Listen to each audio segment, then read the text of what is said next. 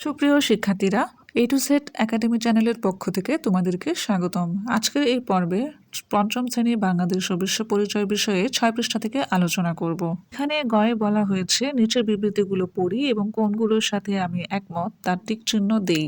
যে বিবৃতিগুলোর সাথে একমত নই তা কারণ সহ লিখে। এখানে প্রথম বিবৃতিতে বলা হয়েছে জলবায়ু পরিবর্তন রোধে বেশি বেশি গাছ লাগাতে হবে। এক্ষেত্রে আমরা অবশ্যই একমত, কারণ গাছ তাপমাত্রা কমাতে সাহায্য করে। সেকেন্ডে বলা হয়েছে বনাঞ্চল ধ্বংস ও অপরিকল্পিত নগরায়ন পরিবেশ সংরক্ষণে উল্লেখযোগ্য ভূমিকা রাখে।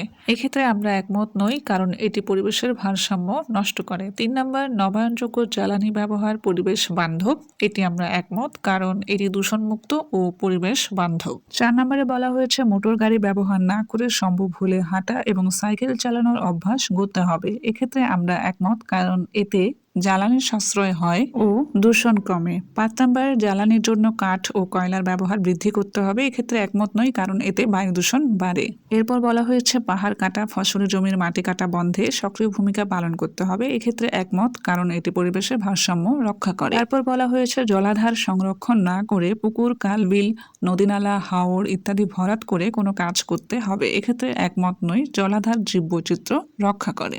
তারপর বলেছে প্লাস্টিক ও পলিথিন জাতীয় দ্রব্য পচে না ও নষ্ট হয় না বলে বেশি ব্যবহার করা উচিত। এক্ষেত্রে একমত নই, কারণ প্লাস্টিক পচে না, মাটি ও পানি দূষিত করে। পরবর্তী ঘতে বলা হয়েছে নিজ এলাকার জলবায়ু পরিবর্তন রোধে ও পরিবেশ সংরক্ষণে আমাদের করণীয় কি সেগুলা লিখতে হবে।